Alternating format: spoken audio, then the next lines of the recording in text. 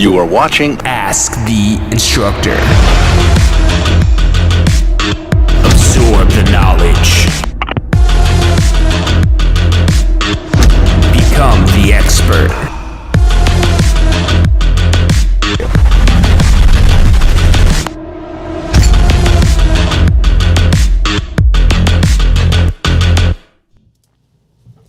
Hello and welcome to this week's episode of Ask the Instructor. My name is John Charisma. The show is brought to you by the Tampa School of Real Estate. We're here every single Wednesday, 12 noon Eastern time, to help you understand real estate, to help you understand how to build a business out of real estate.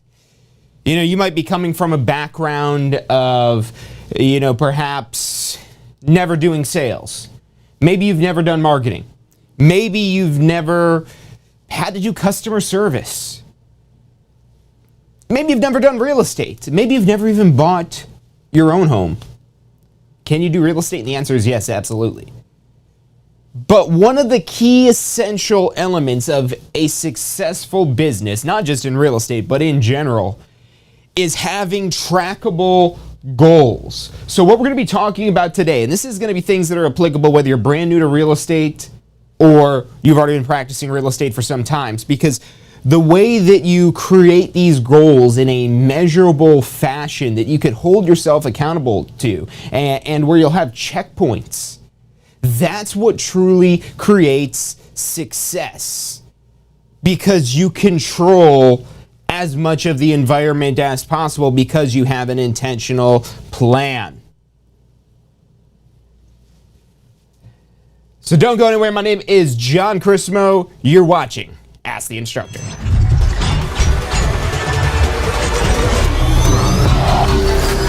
The most powerful tool to study for your real estate exam is the Question Simulator from Tampa School of Real Estate. We've used our years of experience in preparing students for the Florida real estate exam to bring you the most powerful exam study tool available. In the Question Simulator, you'll be able to go directly to a particular unit so you can focus on the sections where you need the most practice. We have also included the percentages of each unit so you know which units are the most important for your real estate exam. Every question will immediately give you detailed feedback, which is almost always more important than the question or the answer themselves. After completing all the questions in a particular unit, you can go through question by question and review any that you've gotten wrong. You could also print out a report at the end of each quiz. The Question Simulator from Tampa School of Real Estate is 100% mobile compatible, so you can practice with test questions anywhere you have your phone with you. Enroll now at questionsimulator.com and get ready to pass your exam.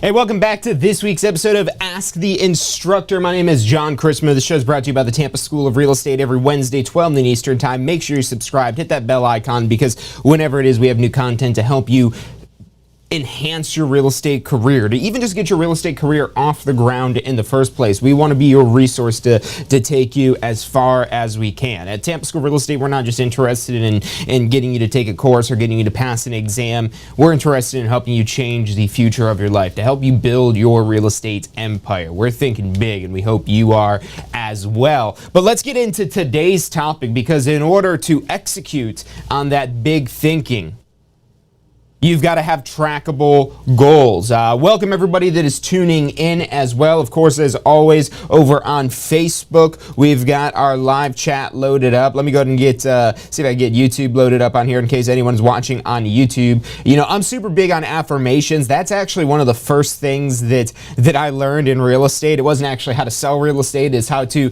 positively affirm and manifest a successful real estate career, which it's great for overall attitude, but without those hard skills of how to sell real estate, it doesn't really go that far. And the reality is, I didn't join a brokerage that was designed for new agents. It was designed for people who already knew how to sell real estate and, just needed to help take their business to that next level.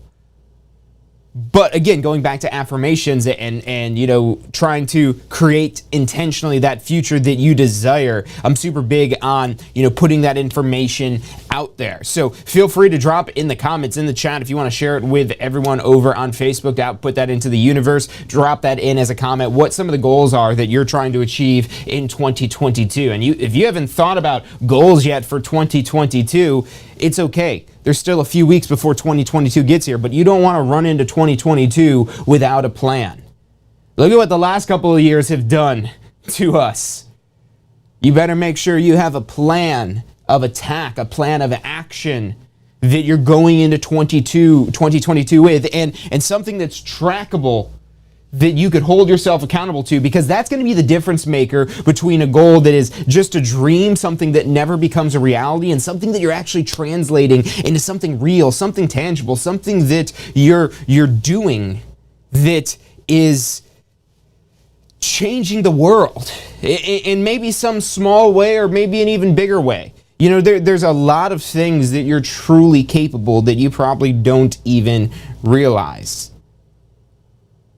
And today we're talking about how to set out a plan to get to that point. So one of the first things that's super important when it comes to building that ideal future is the whole thing that you've probably heard people say about visualizing. Visualizing some sort of vision. You've heard of people say vision boards.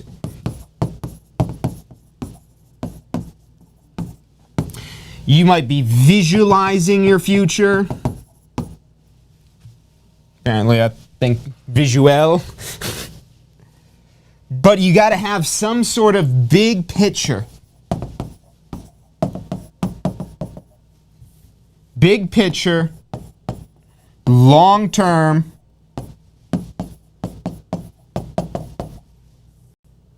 stretch goals.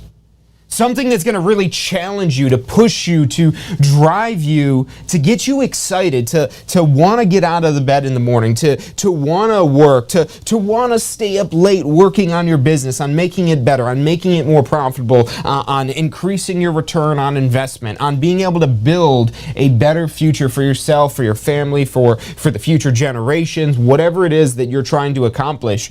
Real estate can be used in so many different ways to really build that ideal future that a lot of people are looking for, that a lot of people dream about, but that so many are not able to attain. And look, very rarely does real estate just happen. Very rarely does... yes, when maybe somebody inherits some sort of property, that's one way somebody could gain an advantage, but that's not how everybody gets their beginning in real estate. You don't have to come to me to find rags to riches stories about real estate. And if you haven't heard any stories about people going from having nothing, being nothing, having their last dollars in their bank account, to being able to be financially free, there's literally like millions of videos of this on YouTube of people who have done this. Real estate is such a powerful vehicle. But then what's the difference maker between people who actually accomplish these things and the people that just dream of these things? Well, it's one thing to have the vision. A lot of people already have the vision. And maybe the one thing that you need on that vision to help make your goals trackable is clarity on that vision. This is so important when it comes to being able to execute and achieve your goals. Clarity. Being clear. Knowing exactly what you want, exactly how you're going to achieve it, knowing the exact timeline. And look, you might be saying, oh my God, this guy must love to plan. This guy must be the meticulous person that wants to have everything organized in a certain way and all this. No, that's not me. I am actually a more spontaneous person. I'm not naturally a planner, but I understand the importance so much of having these plans. Because if there is a certain goal, a certain objective, a certain vision, a certain future that you want to desire, that's another great word we should put up here, is the future. What is the future that you ultimately desire and want? But now we have to translate that into actions. And that's ultimately the difference maker between what is a dream and what becomes your reality. So you see, when I got started in real estate, again, I joined a brokerage that wasn't necessarily designed for new agents. There was a lot of mistakes that I made. Not taking post-licensing as soon as possible is one of those. If that analogy there doesn't make sense, go watch some of our videos. We've talked about post-licensing before because there's so much in it where you're learning to plan your real estate business. If you haven't taken post-licensing yet, get enrolled. We've got a great promotion going right now for a new year, new career special with that post-licensing course. If you don't yet have your real estate license yet, you could purchase the course, but don't start it. You could take advantage of the sale, but don't start the course because you can't earn credit for the post-licensing until post-license, after you're licensed. But the reason why this course is a requirement after your license is the pre-licensing is so much about laws and rules and information that you need to know to be legal, but it doesn't really talk about business planning. I mean, yeah, you might touch on briefly like farming and target marketing, like in that little bit in chapter 1, if you even remember that little tiny bit in your course. But other than that, your pre-licensing isn't about building a business. Post-licensing, on the other hand, is. And one of the things that, again, is so essential, and it's one of the first things that we teach in post-licensing, is developing a business plan, and really more so an action plan. Because it's the actions that dictate your reality. Your dreams do not dictate your reality. You could easily get caught up in daydreams, in la-la land, in things that don't exist. And it's okay to have. It's actually necessary to have that fantasy of what you want your future to look like, no matter how unrealistic it looks. You want to go to the moon? That's going to be a possibility in the future. If you want to literally take your physical body to the moon or Mars or wherever, that's something that money can buy someday. Maybe not right now, but you can go to space right now with money. If you want to go to space, money can buy that. Maybe you don't care about going to space. Maybe you just want that financial freedom of not having to be a slave to the almighty dollar, where the almighty dollars are slaves to you. That's the future. That's what so many people talk about. So many people like to villainize the dollar, like, oh, you're a slave to the almighty dollar. Well, that's if you're having to work for those dollars. If you're having to trade your most valuable asset, that is your time, specifically for dollars, and there's no long-term potential, then yeah, that is a deal with the devil. Sometimes it's a necessary thing, though, to build yourself a better future.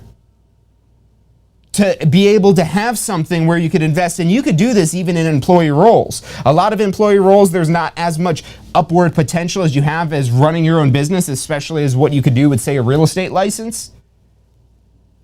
But you've got to be thinking about the long term, about the future. And you know what the average person does is they might have a 401k or an IRA or some sort of savings plan, maybe a stock investment or something like that, which is fairly hands-off. I mean, really, it's very hands-off. It does come at a cost, and that cost is a fairly low rate of return compared to the potential of what you could be unlocking if you put your powers, your abilities, your capabilities to its best use, and you use actions to dictate your reality. Now, what you've got to do is try to reverse engineer these actions out of the vision, out of the dream, out of the future it is that you want. And what you'll probably have to establish to be able to make this a more realistic endeavor. Because it's easy to lose steam on, like, maybe let's say your goal is to become a billionaire, billion with a B, which maybe someday, maybe you're watching this video 10 days in the future and that's not even a lot of money anymore. Who knows? But let's say your goal is to be a billionaire. That's probably not something you're going to accomplish next year. Now, unless you've already got hundreds of millions of dollars, you might make it to billionaire status in 2022. But otherwise, that's probably not going to be something that you're going to happen next year. So what you've got to do is establish more realistic checkpoints. And look, I'm coming from you in a place to where most people don't necessarily need help being realistic. But a lot of people are not always able to connect this big picture, long-term vision, that idea of being a billionaire with what you're doing next year, so maybe in 10 years you can become a billionaire. That's the way it is that you want to be thinking in terms of your long-term, your vision. That's your 5-year, your 10-year, maybe even your 20-year plan. And then what you want to establish are checkpoints.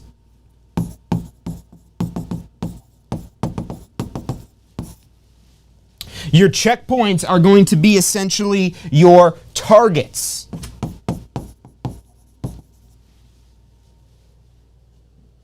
So, a lot of times when people talk about setting goals, they might say something like, yeah, I got a goal to make $100,000 next year. Or I might have a goal to be able to buy a car. And that's a good one because now we're getting more specific. We're starting to get more clear. But that's probably not the only thing it is that you want. How does that fit into the big picture? That's the question. Again, especially if you've got these big picture, big vision goals and you want to keep yourself on track to getting to that grand, ridiculous, epic, crazy, out of this world, unbelievable level that is just crazy enough that it might work. If that's where it is that you're trying to get to achieve unreal things, what are you doing next year that's going to help you achieve those unreal things in 5 years? Getting a new car is fantastic, but what is that new car doing to push you closer to that big picture goal? And maybe you don't have a car right now, so getting a car, that's a huge thing because you need a way to get around. But maybe you already have a way to get around. And what is that improvement in going from this car to this car doing to get you closer to that future? And look, I like nice things. I drive a car that I spent more money on than I wanted to. But at the end of the day, I did that knowing that it wasn't the best use of that money that was going to that vehicle. But it was okay because I was at the point where I had my money going towards other things that are building that bigger picture, that bigger future, that grander vision that I'm trying to achieve towards. So I was at a point where I could afford to have that little bit of a luxury. But especially when a lot of new agents get started, so this is specifically for the newbies, and sometimes the more experienced veterans can get caught up in this as well. It's easy to spend the money. The money, it only gets easier to spend. That's the crazy thing. It only gets to be easier to spend. But one of the things, going back to abundance thinking, manifestation, all the stuff I learned at the first brokerage it was that I joined, was that you've got to be not necessarily an end point for money, but a conduit of money, that money flows through you. You get back into like Rich Dad, Poor Dad. One of my favorite things from him is thinking of money as a currency, or really the word current, like an electrical current, meaning that it has to move. Because what's the point of money of just having it? If that money is if it were just a collector's item, the money, and that's literally its sole purpose, it wouldn't be as valuable as it is today. Because the reason why the money has value is you could take it places, you could spend it, you could move it. And when you get good at moving the money and directing and trying to channel some of this money towards things that are going to help you bring more money back, to have that boomerang effect with money. And this goes for all kinds of things. I mean, you look at just the idea of karma, what you put out there comes back to you. That's really the same idea right here. Think of it as you investing in advertising to market and grow your business and gain exposure and get more people to know who you are. You're putting that money out there with the idea that you want to try to get that money back. And now talking about tracking, these are things it is you should be tracking. You want to be tracking what it is that you've got going out and tracking how much of that comes back. Because if you just got money going out and none of it's coming back to you, well, that's not investing in your future. Even though you're doing, you have the right image, you're taking actions, but maybe they're not the right actions. And with tracking, with keeping track of where your money is going and how much of it's coming back to you, that's really what it is that you want to track. Whatever your big picture goals are, they could probably be summed up in how much it's going to cost. There's two costs that you're going to have. The cost of money and the cost of time. Those are your two major costs for all things, either money or time. Prove me wrong. There is nothing that you cannot get without money or time. You get enough money, you get enough time, anything is possible. Anything is achievable. Money and time. That's literally the two magic ingredients of everything. But now it's the way you manipulate the money and the way you manipulate the time that could turn this from being something that might earn you, a very passive, low return on investment into something where you're basically getting, 100% returns, 200% returns on the money you're investing, but that's usually going to require an investment of your time as well. Getting a real estate license, a lot of people use getting a real estate license as a stepping stone to bigger goals, to getting to that bigger vision. Because maybe that bigger vision, that bigger goal is to truly have fully passive income, maybe from rental real estate properties. Maybe you've been interested in investing in real estate and the thing that's held you back is maybe lack of knowledge in regards to real estate, so you're not sure about moving forward. Having a real estate license is a great way to gain knowledge about real estate. Or maybe it's capital. That's usually the two things. One of those two items are what holds people back from being a real estate investor, is they either don't know how or they don't have the capital. Having a real estate license is something that's going to help move you closer to either one of those if that's something that's your big long-term vision goals. Maybe just directing all your money, if you've got some sort of job that has a 401k or an IRA or something like that, and you've got money going into that retirement account, that's better than not having any sort of retirement account, but how does that factor into your future? You look at statistics for what's considered average, and it's not anything usually people aspire to.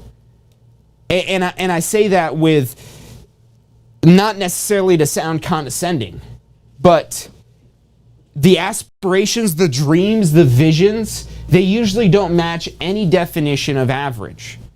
But so often people just take average levels of actions. And average levels of actions, remember the actions are what dictate the reality. So if you're just taking average actions, you're going to have an average reality. But if you try to connect and put together the big picture vision, and you're taking steps that they might seem like almost sometimes when you're taking two steps back to take one step forward. And, sometimes that might happen because maybe you start down a bad path. You start down a road that doesn't lead to your intended destination. Have you ever done that before? Have you ever been on a road trip where you maybe pass an exit or something like that? Do you just keep going once you pass the exit and you hope eventually this is going to lead to your destination? Has anybody done that? I know that's been cases for me when I've been on road trips. I've missed exits all the time, being distracted with something, whatever it may be. And when you pass that exit, especially if that was an important turn, you might have to get off and go back and turn around and not miss that exit. And that's the whole idea in life, that sometimes, sometimes it might be where you're taking two steps back to take one step forward. But now you're headed closer to that better direction of that better future. And this could apply, getting again back to the tracking idea that we're talking about today, is again thinking of the money that you've got going out there and when it comes back to you. If, let's say, you get a paycheck right now, you're an employee, you get a regular paycheck, and that could be a piece of this puzzle. Real estate could be something that you're just doing part-time. Maybe your current job you're doing part-time. Whatever it is, you could find a balance with this. There's no one-size-fits-all real estate. You don't have to get a real estate license and quit your job tomorrow. Almost always, you're allowed to have a real estate license despite what your job is. Very rarely are you not ever allowed to have a real estate license. I can't even think off the top of my head of any sort of professions that would make it where you're not allowed to have a real estate license. Maybe it exists out there. I don't want to say that wouldn't exist. But most people in real estate practice it part-time. If you look at the numbers, there's a lot of people with real estate licenses. But if you look at the large majority of the people with a real estate license, it's just something they do on the side or part-time, where they might just be getting one deal done a year. But if that one deal is a $10,000 commission, what would a $10,000 bonus mean to you? If you got a $10,000 bonus this year, what would you be spending that money on? Now, if you're thinking at this from a business perspective, if you've got a $10,000 bonus, what are you spending the money on?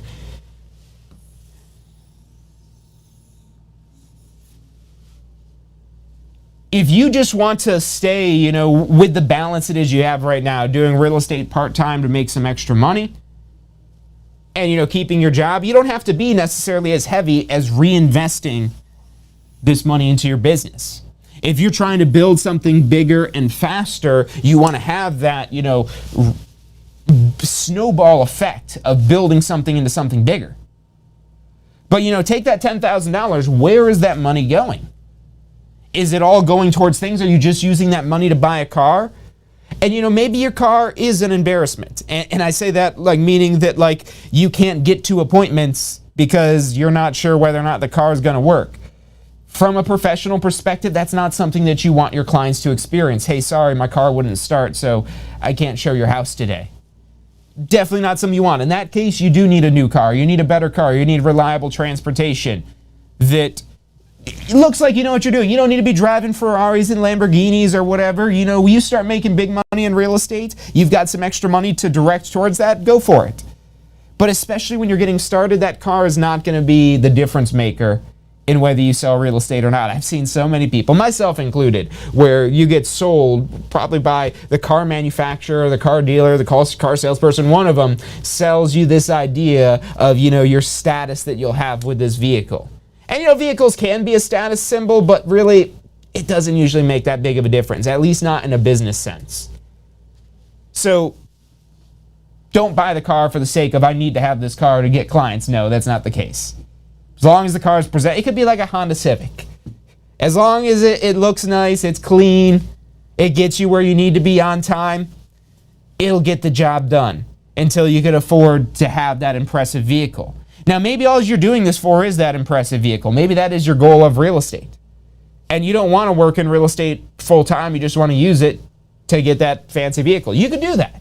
But understand that if you're doing that, if you're not reinvesting that money back into your business, if you're not doing anything to try to get that boomerang effect of your currency, if you're not being a conduit for currency, if you're just being an ending point or something where the currency goes off a cliff where it's never coming back to you, if it's going off a cliff, you better make sure there's a bungee cord attached to it so it comes springing back up to you.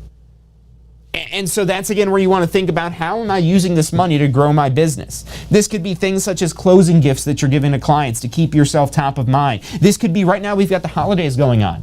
If you're not doing marketing to follow up with your clients, past, present, and future, around the holidays, to check in with them, to spread warm winter cheer, to do whatever, this is such a great opportunity that you're completely missing if you're not taking advantage of it. And that's something where you could be investing time rather than money. So if you're just starting out and you don't have currency to reinvest in your business, you could invest time. Picking up the phone, calling people, talking to them, deepening that relationship and making sure that they know that you're in real estate and that you would greatly appreciate the referral of any friend, family member, coworker, whoever it is that they may know that may possibly need real estate services. I would love to be their realtor. I would love if you could put in a good word for me. That would mean so much to me if you could put in a good word for me. Those words don't cost you anything but your time. And that's something you could be doing, again, to be bringing business back to you. But if you're not doing anything to bring business back to you, and you're not tracking this, you might be doing things, but if you're not keeping track of this, if you're not sure where your clients are coming from, you might be spending so much time sending money off the cliff, sending time off the cliff where it's never going to come back to you. And there's just that one thing that's working really well. Well, wouldn't it be beneficial that we find out that one thing that works very well? Because if we can find that thing that works very well, we can make that our action that we're repeating, that we're focusing on, that we're going to use to build that ideal reality that we're after. So look, we're going to take a quick commercial break. If you guys have questions, if you want to positively affirm one of your goals into the future, drop that in the comments over on Facebook. YouTube's taking a while to load. I'm going to see if we get that loaded up here on the break. If you have questions, of course, drop that in the chat. My name is John Carissimo, and you're watching Ask the Instructor. Have you completed your post-licensing education yet? Look, I know you're probably thinking, hey, it's not my renewal deadline, I don't need to do post-licensing yet, but look, here's why you want to do post-licensing as soon as you've got your real estate license, as soon as you're able to take post-licensing. It's not just another course about arbitrary laws that you're never going to use again. It's about real-world, usable topics that'll help you grow your real estate business, to help you take it to the next level. Look, let me ask you this one question. If this course helps you close just one deal, if you get one extra deal from post-licensing, is it worth the investment? I'd say it is. We get paid pretty well, so one deal means a lot of money. Check out postflorida.com. That's postflorida.com for the full details about post-licensing.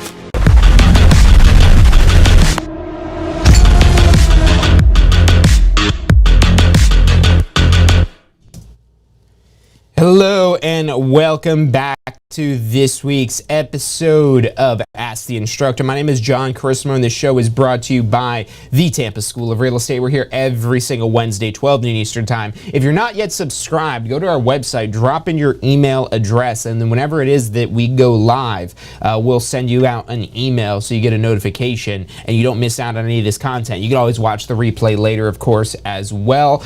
We post this out on Facebook, on YouTube.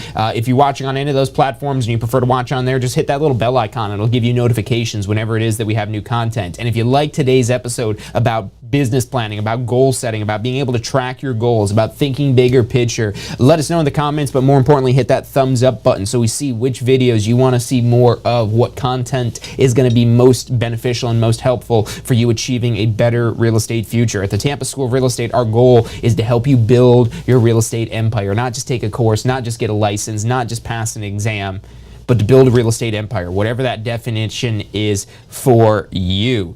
And now just to wrap up what we've been talking about today about tracking your goals. So super important that you create goals that you could track. And you might have done bits and pieces of this where maybe you have had actions that you're tracking, but maybe the actions are not conducive to the big picture vision. Or maybe the big picture vision is not going to be achieved by the actions it is that you're taking, whatever way it is that you want to think of it. And that might be okay for the temporary. You might have some goals in 2022 that you need to achieve that are not necessarily going to move you closer to that vision. But if there are things that have to be done, then of course they have to be done. But that's why you need to be intentional about the things that are going to push you towards that bigger picture. And you want to establish mini checkpoints of, you want to be a billionaire. Well, before you got $1 billion, you probably got to have at least 100 million, probably at least 500, really 999 million. But maybe that checkpoint is 100 million. And maybe you're nowhere near close to that, so maybe your checkpoint's 10 million. And maybe you don't even have anywhere near 10 million, maybe your checkpoint's 1 million. Maybe your checkpoint's 100,000. Maybe it's 100,000, a million, 10 million, and that's what the pace it is you're trying to keep yourself on.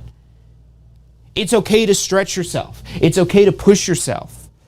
But you want to gain as much clarity as you possibly can. You want to get as clear as you possibly can on what are the checkpoints and targets and actions that are going to create that reality. Maybe it's not money. Maybe it's something it is that you're wanting to achieve. Maybe some other number it is that you're using to measure. But use the numbers as much as you can.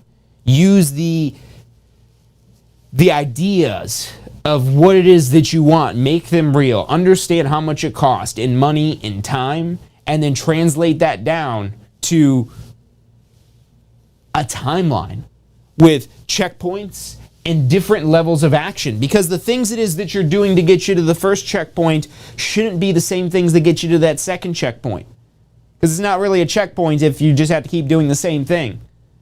There's probably something that's changing where you're having to level yourself up, where you're having to improve yourself. That might involve training yourself more. Maybe some of the non-money goals are going to be things like developing yourself. Maybe such as completing that post-licensing course. Maybe attending some sort of business training or seminar, or completing some sort of certification, or getting a designation, or anything like that.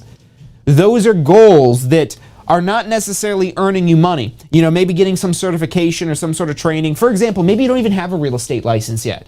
If you don't even have a real estate license yet, you could still be a real estate billionaire someday, but you're only going to get there, at least through, if selling real estate is any part of it, if you have a real estate license. So while you don't get paid at all for that real estate license, that's a checkpoint that you need to pass. And then once you have your real estate license, the game changes. There's different things that you've got to do. The same things that you needed to be successful in passing the exam are not the same things that are going to be required to be successful in getting your first deal.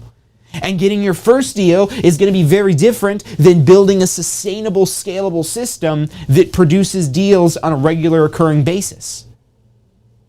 And doing that for yourself is going to be different than starting to build a team of people bigger than yourself. So as you start to level up, as you start to achieve bigger and grander things, the things it is you've got to do are going to change. You're going to change.